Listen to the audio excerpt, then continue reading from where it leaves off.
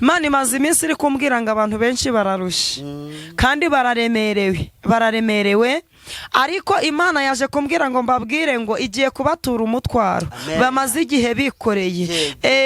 Hari ijambo nazanye rivuga ngo Dawidi yarasenze ari gusabira umwana ariko ngo ntibyamubuza gupfa.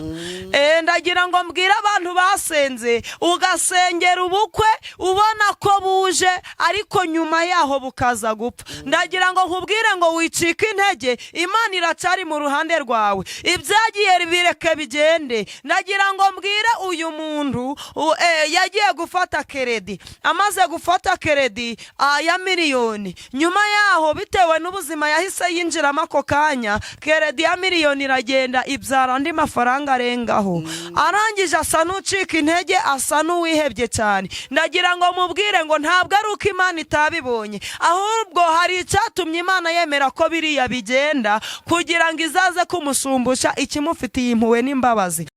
Yes, turabasuje cyane, amahoro y'Imana abane namwe. Bana kugushimira ngo wahisemo neza wakaze subscribe, share na comment kuri Hinduka Official.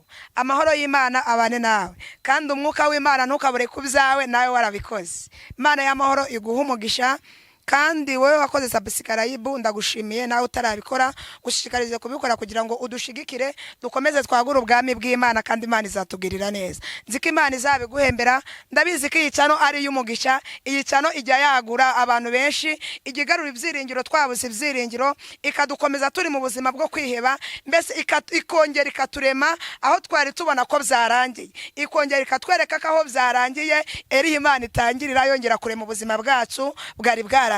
Rero iyi cano nawe ntukikwe kuyishigikira cyangwa se kuyisharinga na bene data bose. Nzi neza ko Imana izabana natwe, nituba kumwe nayo ntago izaduta. Ayo niswe n'ababyeyi n'izina nyine bahina babandi badashaka ibintu birebire, gahita bakwita Jose. Niyo mazina yanjye.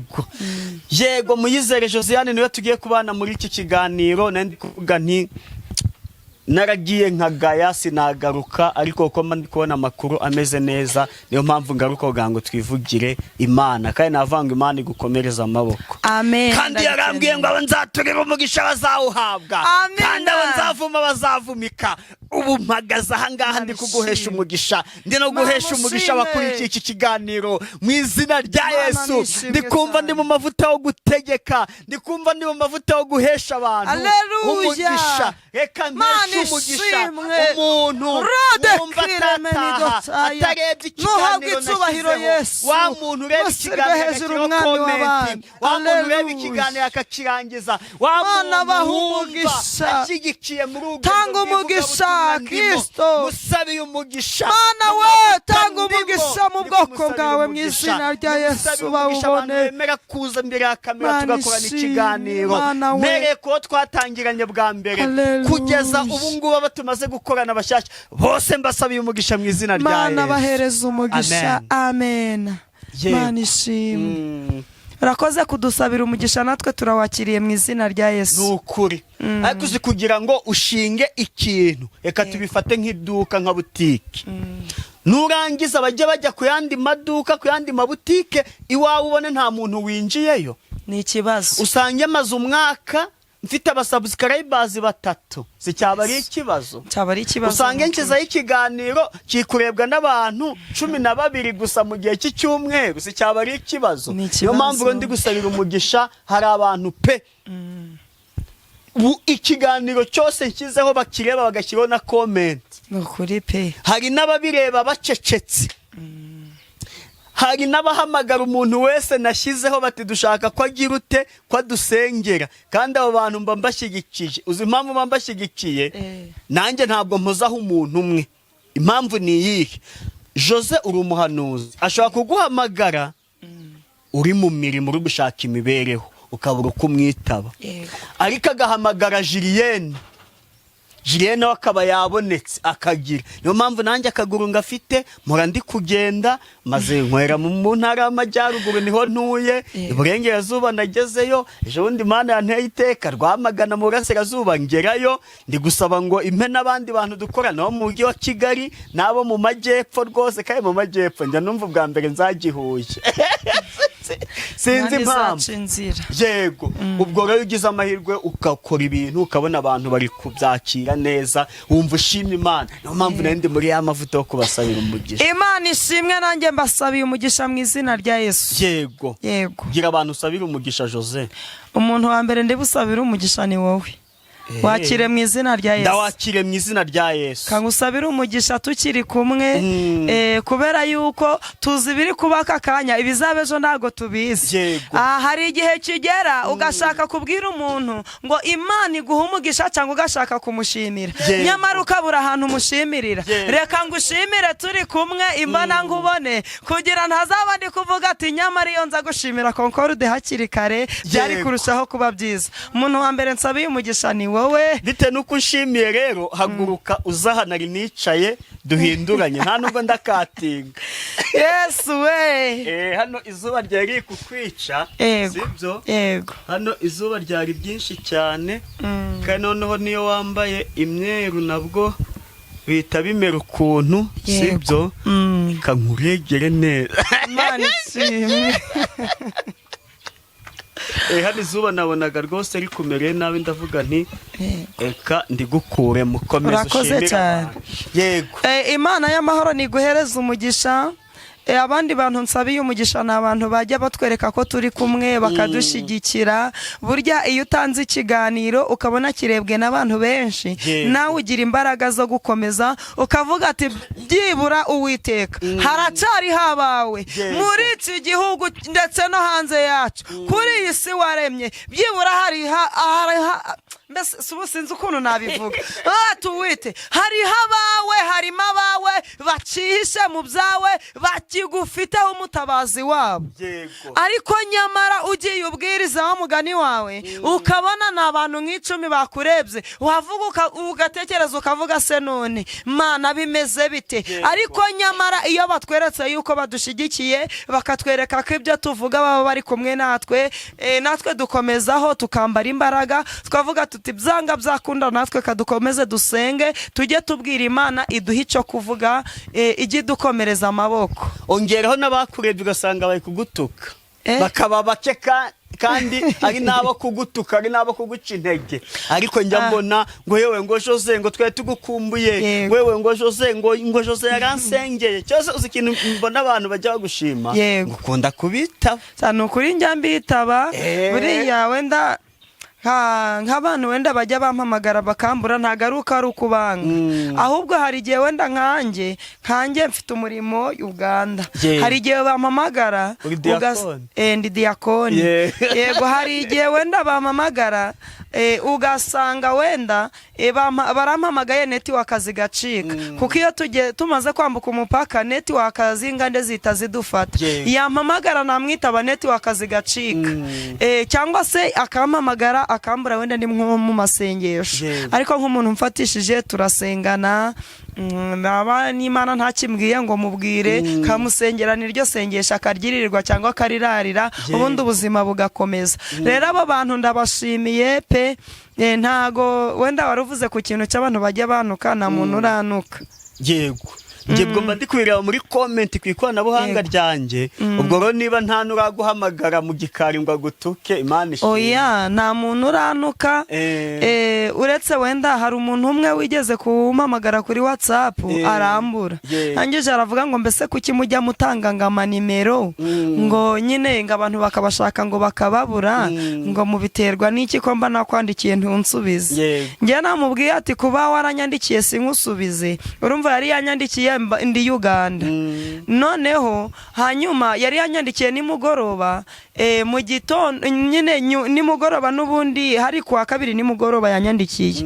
Hanyuma kwa gatatu nimugoroba ngeze mu Rwanda nyine nge online abaribwo mbona message ye, nyine mbona yaranditse abanye ntamusubije, nyine yumva yuko namwirengagije. Atavuga ati kuki mujya mutanga amanimero n'umuntu yabandikira mukanga no kumusubiza, mwagiye mureka kuyatanga. Nanjye ndangije mubwira ati Imana ni kubabarire cyane ntabwo ati wenda ushobora kuba warancumuriyeho ariko ntago uzi gahunda zanjye zo narindimo musobanurira ahantu narindi arangije aravuga ati pe mbabarira ntago narinzi byari byo rero nako kantu kari gatangiye kubizamo ariko umuzimu nge n'uwo muntu twese tumwica turihuza mu izina rya Yesu. Yego. Imana ishimwe. Imana ni yamamare. Uheruka guhanura ryari? Ngiye mpanura buri munsi. Mpanura buri munsi. Ngaho hanura. Oya. Naba ngiye kubesha. Naba ngiye kubesha pe. Mu gitondo wahanuye ariko? Mu gitondo. Mu gitondo nahanuye. Wahanuriye nde? Nahanuriye abantu benshi bari bampamagaye. Yego. N'ahandi nahanuriye ntashatse kuvuga. Yego, ni ibanga ry'akazi. Ni ibanga ry'akazi k'Uwiteka. Uramutse umaze nk'iminsi 2 nta jwi ry'Uwiteka wumva wakumva umeze ute? Nakumva naguye. Nakumva naguye pe. Kimwe nuko maze umunsi wose hagiye ahantu ngo nihererane n'Imana nyibwire ngo Mana wiriwe ute umva nukuvuga ati Imana yankuyeho amaboko byarangiye. Ugiye yibaza ngo wiriwe ute? Njya nyibaza ngo Mana wiriwe ute? Niyo ngiye gusenga n'ahantu wenda katuvuge hari igihe igintuma ngo mu buvumo ngo genda usenge genda ibyo ndakubwira ndabikubwira ugezeyo mbere yuko ninjira ahantu ndi busengere manza navuga ati Uwiteka we wiriwe ute umeze ute kavuga ati Mana nanjye niriwe neza ndagushimiye yuko unteresheje intambwe gahunda nahanye nawe ikabigezweho ngomba kuyibaza da ikagusubiza iti niriwe neza mwana wawe igihe mbwira ngo ndi hano kunze kumbwira ngo ndi hano cyangwa ikambwira ati ndi kumwe nawe. Yego. Kasha mwarasheje ni inyamaboko. Imana ishimwe n'ukuri kandi yamamare. Imana ijya ibana natwe tudakwiriye ariko hashimwe Yesu uba watanze ingabo nyinshi zigapfa ku bwacu. Yego. N'ukuri pe. Zatanga ingabo nyinshi zipfe ku bwanyu ariko mwe mu niko kuri. Yego. Batuzaniye iki? Nabazaniye ibintu byinshi cyane. Byanga byakunda uko biri kose turaza kumva ni Imana neza. Imana rero nishimwe cyane. Rero mbere yuko nkomeza kambanze nsuhuza abantu b'inshuti zanjye. Hari abantu b'inshuti zanjye bahora bankurikirana umunsi ku wundi bakambwira bati Jose turi kumwe tukuri inyuma. Shimiye abandi nabo bajya bavuga bati Jose rwose mwana wacu tugutekerejeho. Nyine subu nabivuga gute nabo bakamfasha kuvuga ubutumwa nabo ndabashimiye. Imana ibaha umugisha. Hari abajya bavuga bati mwana wacu ukeneye agasukari akiri uyu munsi ntabwo uri bunywe igikoma kitagira isukari. Nabo mbasabiye umugisha ndaha hantu kandi ndabasuhuje mu izina rya Yesu. Amen. Yego. Komeza ko byo waduteguriye. Ego ibyo nabateguriye ijambo ry'Imana. Naje ndi kubwira ubwoko bw'Imana. Imana imaze iminsi iri kumbwira ngo abantu benshi bararusha kandi bararemerewe ariko Imana yaje kumbwira ngo mbabwire ngo igiye kubatura umutwaro bamaze igihe bikoreye. Hari ijambo nazanye rivuga ngo Dawidi yarasenze ari gusabira umwana ariko ngo ntibyamubuza gupfa.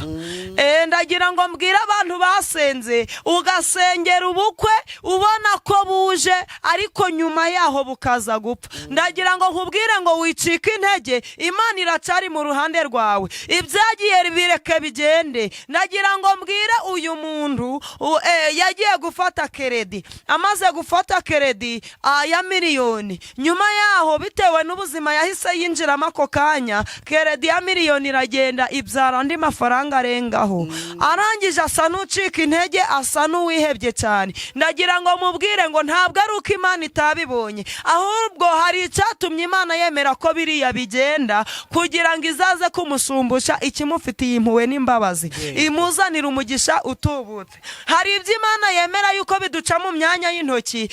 Njya nkunda kubwira abantu ngo Imana iteza ikibazo ishaka gukemura urubazo. Hari igihe uhomba kimwe ukavuga ati Imana noneho biracitse. Oya, ntago bicitse. Imana ntabwo igikangwa na biracitse, ahubwo Imana ibiri kugutegurira inzira yuko uzongera ukabonamo ikindi kirenzeho. Nukuri. Imana rero nitugirire neza, katwinjire mu mwanya w'ijambo ry'Imana. Tugiye kwiga ijambo ry'Imana riri muri Samweli wa kabiri, Samweli wa kabiri, ibice ni 12. Turahera ku murongo wa 15.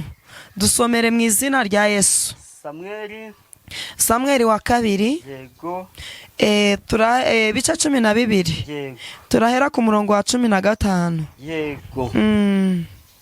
Dusomere iyo nkuru yose uko byagenze. Dawidi asabira umwana ntibyamubuza gupfa. Ngo Dawidi asabira umwana ntibyamubuza gupfa.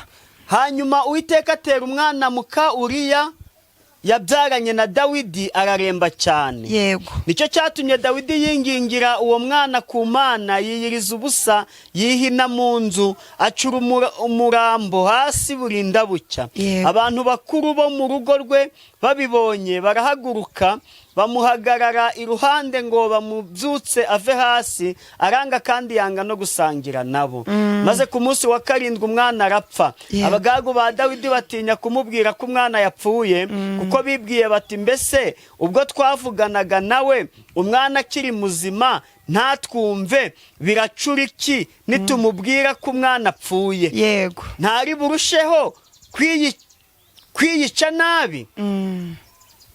Maze Dawidi abonye ko abagaragu be bongorerana, amenyeraho ko umwana apfuye. Abaza abagaragu bati mbese umwana arapfuye? Baramusubiza batarapfuye.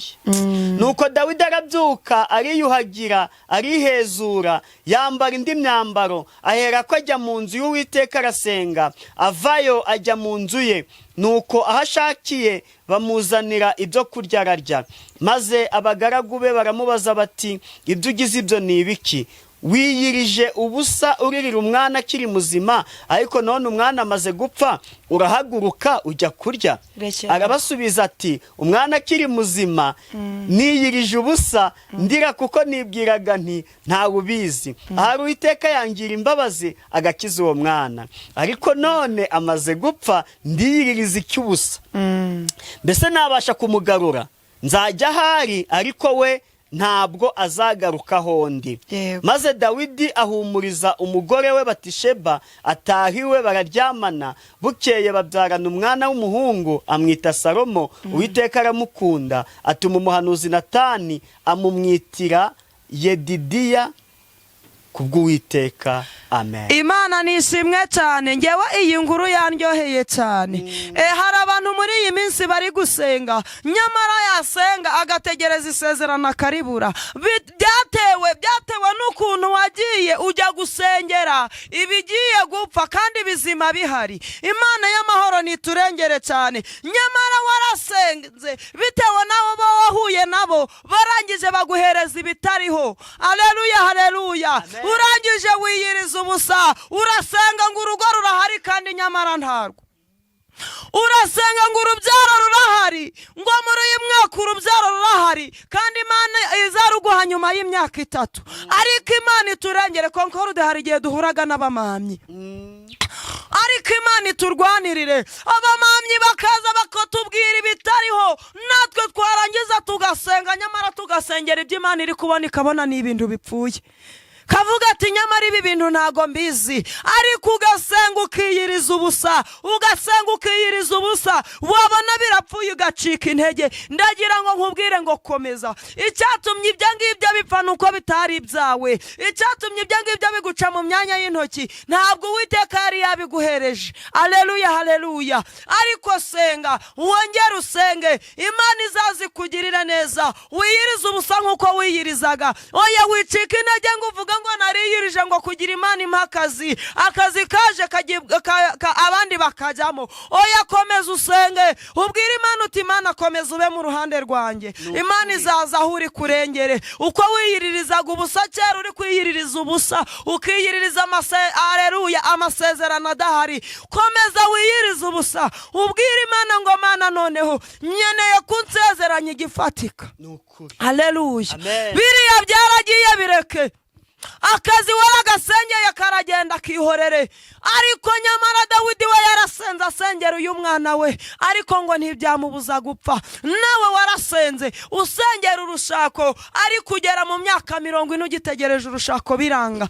Ariko ndagira ngo nkubwire, komeza usenge, wicika intege, komeza usenge, wikwemera gutsindwa n'uburiganya bwa Satani, kuko wageze mu bibazo, kuko wageze mu makuba. Komeza usenge, uhamagara Imana, uyibwire ibikuriza, uyibwire ibikurusha. Ngo nuko Dawidi ngarasenga, ngo ariko ngo yiriza ubusa. Ngo nuko ngo abagaragu be baramubwira bati databuja waza ukarya. Nuko Dawidi arangije arabihorera. Ngo umwana warinda ava mu mwuka akimusengera kandi yiyirije ubusa. Ngo nuko abonye abagaragu be ngo bongorerana, aravuga ati nyamara aha hantu hari ikintu. Arangije aza kumenya yuko umwana apfuye. Ngo arangije aravuga ati kanjye kwikarabira niyuhagire, nindangiza mfungure nirire. N'ubundi wapfuye yapfuye, ntago yambuza kurya. Uwagiye yagiye, iyari nzamusangayo, ariko we ntago azagaruka hondi. Haleluya. Imana ishimwe cyane. Ibyagiye uzabisanga imbere. Haleluya. Niba ari amahirwe yawe yagucitse, komeza urugendo wisubire inyuma, uzayafatira imbere. Amahirwe yaragiye, uravuga ati ndihebye, uravuga ati nyamara Uwiteka nguyeho amaboko. Oya, Uwiteka ntago yagukuyeho amaboko. Komeza imbere, ayo mahirwe yirukankeho mpaka uzayafatira imbere. Ariko nusubira inyuma ntago uzayabona. Imana iturengere, Imana iturwanirire. Nyamara uwagiye kugira garuke asubira inyuma biragora. Ahubwo subira imbere, urwana uri kujya imbere, uhatana uri kujya imbere. Imana itugirire neza cyane, Imana iturwanirire. Ngo nuko Dawidi aravuga ati nubwo umwana wanjye apfuye ntago byambuza gusenga, nubwo umwana wanjye apfuye ntago byambuza gukomeza gusaba Imana. Arangije arasenga, amaze gusenga nuko Imana irangije imuhereza umwana. Haleluya. Ngo nuko imuhereza Salomo. Haleluya, haleluya. Imuhereza umwana yishimiye, imuhereza umwana ufite ubutware n'ubwenge. Haleluya, haleluya. Nyamara icyatumye uriya agenda nuko Imana yitegereje ikavuga ati uyu nguyu ntago ari mu rwego ugezemo. Haleluya. Ravuga ati kanongere mwisubize, nzagaruka njya kugushumbusha, nkwereza umwana uzaguhoza amarira. Oya nawe humura, nubwo akazi kagiye kareke, ukomeze urugendo nawe usenge. Imana nijya kugusumbusha izaguhereza akazi uzishimira, kazagutungana n'abawe bose mu izina rya Yesu. Dusomere Ibyahishuwe ibice 3. Ibyahishuwe ibice ni 2. Uhere ku murongo wa mbere. Urwandiko rwandikiwe Abefeso. Wandikire marayika w'itorero ryo muri Efeso uti ufashe inyenyeri 7 mu kuboko kw'iburyo, akagendera hagati y'ibitereko by'amatabaza 7 by'izahabu, aravuga aya magambo ati nzi imirimo yawe n'umuhati wawe no kwihangana kwawe, kandi nzi yuko utabasha kwihanganira abanyangeso mbi, nuko wagenzuye abiyita intumwa kandi atarizo, ukabona ko ari abanyabinyoma. Uzi kwihangana kandi warenganirijwe izina ryanjye ntiwacogora. Ariko rero mfite icyo nkugaya, nuko waretse urukundo rwawe rwa mbere. Nukibuka aho wavuye ukagwa, wihane ukora imirimo nk'iya mbere, kuko nutabikora nzaza aho uri nkuri igitereko cy'itabaza cyawe ahacyo nutihana. Ariko rero ufite icyo ngushimira, nuko wanga imirimo y'Abanikorayiti, iyo nanjye nanga. Ufite ugutwi niyumva iby'umwuka abwira amatorero, unesha nzamuha kurya ku mbuto z'igiti cy'ubugingo kiri muri paradizo y'Imana. Haleluya, haleluya. Ngo nuko ngo mwumve uko Uwiteka avugana namwe, nubwo mwahuye n'ibiruhije, nubwo mwahuye n'ibigoye, mwumve icyo Uwiteka avuganye namwe nonaha. Ngazi imirimo yanyu, ngazi no kwihangana kwanyu, ngazi nuko muzi kugenzura, ngabiyitanga intumwa ngo kandi ari n'abanyabinyoma. Aleluya. Imana irabizi, izi neza ukuntu ufuhira umurima w'Uwiteka. Imana ibyo byose irabizi, ariko humura, Imana iri kumwe nawe. Imana ikurwanirire, ngo nuko wibuka wavuye ngo ukagwa ngo wihane. Aleluya. Cyagiye watekereje gusubira inyuma, cyagiye watekereje ukavuga ati Uwiteka yarantaye, wihane. Uwiteka ntago yigeze aguta, nyamara wibwiye imigambi mibi mu mutima wawe, uravuga ati Uwiteka yarandekuye, ariko Uwiteka ntago yigeze akurekura. Wihane wacumuye ku Uwiteka, umubwire uti Uwiteka, namenye neza yuko ari wowe Mana, namenye neza yuko wari uri mu ruhande rwanjye cyagihe nari mbabaye nditotomba. Umubwire ati Uwiteka, mbabarira, uzube mu ruhande rwanjye. Imana y'amahoro ikugirire neza cyane, Imana ikurwanirire kandi kwambika imbaraga mu izina rya Yesu. Ariko Imana idufateho cyane. Nuko Uwiteka ngarangije aravuga ati ngo uzikwi. Aleluya, haleluya. Kuri gatatu haravuze ngo uzi kwihangana, ngo kandi warenganirijwe izina ryanjye, ngo ntiwacogora. Aleluya. Nyamara wahuye na byinshi, wahuye n'abaguca intege mu rugendo, ariko urangije wemera kuvugwa nabi, ariko urakomeza. Wakomeje uri mu makuba bakuvuga nabi, ukomeza uri kuburara, nyamara bari kuvuga ngo uricwa n'inzara, ariko guma ku Uwiteka. Uwiteka yarebye akarengane wahuye nako. Imana iguhereza umugisha cyane, Imana ikurwanire kandi kubere ku rugamba. Imana ye kwita ku byaha byawe, ahubwo yite kuko amenye izina ryayo, irangize kurengere mu izina rya Yesu. Imana ikurwanirire. Ngariko rero ngo mfite icyo nkugaya, ngo nuko waretse urukundo rwawe rwa mbere. Ese niki cyatumye ureka urukundo rwawe rwa mbere? Inshuti ko zaguhemukiye urukundo rwawe ukarureka, imiryango ikakuvaho urukundo rukagushiramo, ariko Uwiteka ari kukubwira ngo afite icyo akugaya. Nubwo warwanye intambara nyinshi, ukerekana yuko ukijijwe, ukavuga ati Uwiteka ni Imana yanjye, sinzigera muharikisha ibindi bintu, ariko urukundo wararuretse. Ariko Uwiteka arakubwiye ngo ongera ukunde bagenzi bawe nk'uko wabakundaga kera. Ngo nuko ibuka aho wavuye ukagwa, wihane, ukora imirimo nk'iya mbere, kuko nutabikora nzaza aho uri nkure igitereko kitabaza cyawe, ahaco nutihana. Aleluya, haleluya. Ngariko rero ngufite ngo nico Uwiteka agushimira, ngo nuko wanga imirimo y'Abanikorayiti iyo yanga. Aleluya. Nyamara wanga imirimo, aleluya, haleluya, y'inkozi z'ibibi, kuko nawe Uwiteka yanga inkozi z'ibibi urunuka. Rwana intambara, ubwira Imana uti Imana, wandengeye mu minsi ishize, n'uyu munsi wongera undengere. Uko Yesu yazaga mu ruhande rwawe kera, wongera umubwira uti Yesu, ongera uze mu ruhande rwanjye. Kadusenga Imana. Mwami Imana yacu, turagushimye kubera yuko uri wera, ijambo ryawe rirera. Ugirira neza Mwami wanjye abadafite shinge na rugero, uhindura Mwami wanjye ubwoko bwawe buri mu bidatunganye, ukagenda ukajya ahuri aho bari, ukabafatisha ineza yawe, ukabarwanirira kandi ukababera ku rugamba. Reka Data wa twese ababagize intege nkeya